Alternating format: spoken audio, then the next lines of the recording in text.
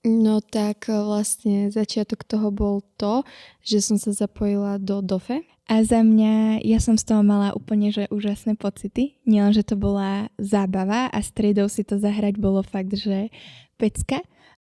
Čo je podľa teba taký najväčší mýtus alebo blbosť, ktorej ľudia veria, keď ide ohľadom tejto témy peniaze? Ahojte, vítajte medzi nami. Dnes tu máme Vicky Šavrnochovú, ktorá je prváčka na našej škole a venuje sa téme finančná gramotnosť. Vicky, vítaj. Ďakujem za pozvanie. Môžeš nám tak povedať viac o tých projektoch, ktorých si sa vlastne zúčastnila? Takže vlastne na začiatku som robila prezentáciu o finančných podvodoch a neskôr sa to vlastne vyklulo do toho, že budem sprevádzať na tejto škole hru finančnú Odiseu, kde sa vlastne moji rovesníci učili o financiách a narábaní s peniazmi. Na úvod by sme si s tebou vlastne zahrali jednu takú hru, že my začneme vetu a ty ju potom dokončíš. Tak prvá veta by bola: na ktorom mieste by som sa chcela teraz nachádzať? V Norsku. Keby som mala nekonečné množstvo voľného času, tak by som... Asi by som ho strávila s najbližšími a s kamarátmi. Keby som musela ísť na opustený ostrov, tak čo je taká vec, ktorú by som si musela zobrať? Jedlo. Dobre, a moja najobľúbenejšia časť roka je? Leto. Tak a teraz sa vlastne presunieme už k otázkám, ktoré sme si pripravili na tvoju tému. Viem, že väčšina prvákov teraz rieši to, že ako prežiť písomky z matiky, s kým sedieť, a ty vlastne si začala riešiť túto finančnú gramotnosť miesto toho, aby si scrollovala na Instagrame alebo tak. Čo ťa vlastne k tomu viedlo? No tak vlastne začiatok toho bol to, že som sa zapojila do DOFE, vlastne Medzinárodnej ceny vojvody z Edinburgu, a bolo tam vlastne vybrať si nejaké 3 ciele. Dobrovoľníctvo, šport a takéto. No a všetci už mali vybraté takéto veci a ja, že no čo si ja dám na dobrovoľníctvo, lebo viacerí akože mali také pekné veci. A ja, že no tak skúsim finančnú gramotnosť a myslím si, že mi to celkom sadlo. Celkom som sa v tom našla a veľmi ma to začalo baviť. Aká bola taká reakcia tvojich spolužiakov na to, že vlastne ideš ich ty ako keby o niečom učiť, že brali ťa hneď tak seriózne? Tak bolo to určite také, že ma v tom začali podporovať, že to nebol nejaký výsmech alebo niečo. A myslím si, že to zobrali veľmi pozitívne, že niečo takéto akože na začiatku roka sa ide hneď diať. Takže podľa mňa tá reakcia bola pozitívna. Čo je podľa teba taký najväčší mýtus alebo blbosť, ktorej ľudia veria, keď ide ohľadom tejto témy peniaze?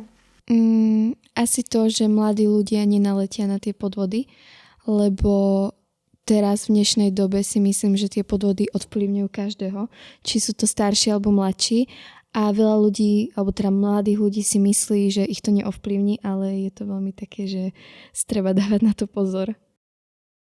A kde tak vidíš seba, tento tvoj projekt, tak povedzme 5 rokov, že ešte plánuješ v tom tak ďalej pokračovať? Tak myslím si, že určite by som chcela v tom pokračovať. Je to taká téma, ktorá ma fakt, že zaujala. A no uvidíme, možno na výške niečo s tým by som tiež rada spolupracovala, takže uvidíme. Áno, a myslíš si, že je dobré používať aj pri vlastne takýchto projektoch ohľadom finančníctva? Je to určite akože nejaký super parťák alebo skôr taká hrozba?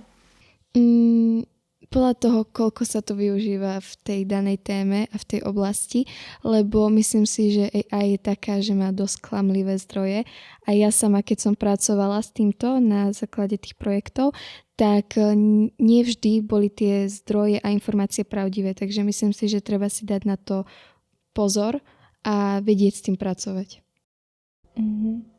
A myslíš si, že je táto téma tak dôležitá, že malo by sa aj napríklad venovať aj tak, že v rámci vyučovania alebo v školách?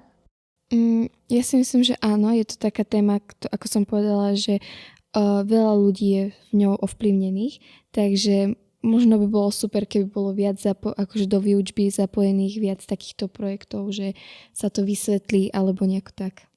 Ak by si mala vymyslieť našim poslucháčom nejakú 24-hodinovú výzvu, ktorú môžu vlastne začať robiť hneď po tomto podcaste, aká by to bola?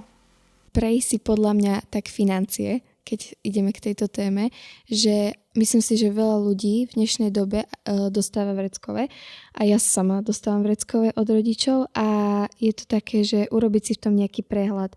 Sama som si to tak spravila tiež, že urobiť si nejaký taký zoznam toho, nejaké tie výdavky alebo niečo také, čo v tom živote treba a netreba a myslím si, že takto to dobre sa zorganizuje finančne, že človek sa to vie naučiť, ako aj babi povedali.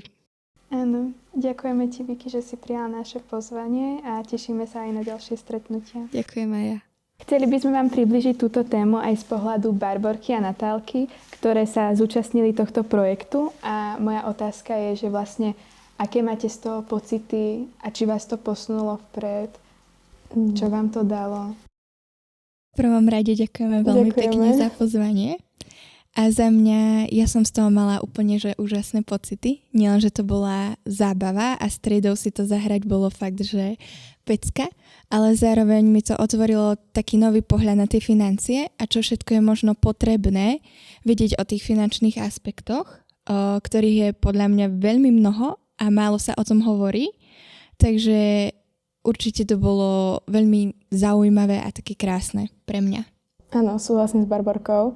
Mne sa tá hra dosť podobala na niečo ako Dostih alebo Monopoly, takže takých ľudí, čo bavia takéto hry, tak určite bude baviť aj toto.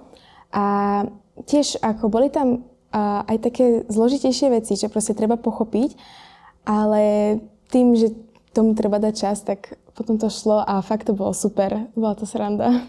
Áno, a máte práve po tej hre aj možno nejaký pocit, že dokážete naozaj lepšie narábať s tými peniazmi, že si možno viacej šetríte alebo pozeráte na to, že čo kupujete?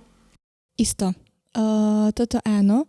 Začala som sa viac asi pozerať na tie financie a že čo všetko zoberú nejaké peniaze alebo tak a človek sa začne zamýšľať nad tou hodnotou tých peňazí za mňa. Akože isto. Ja som začala proste dávať taký pozor na to, že čo si kupujem, že či mi to treba, či mi to netreba a je to určite lepší pohľad na tie peniaze s touto hrou a tak. Ďakujem vám veľmi pekne, že ste prijali pozvanie a teším sa ešte na ďalšie stretnutia. Ďakujeme.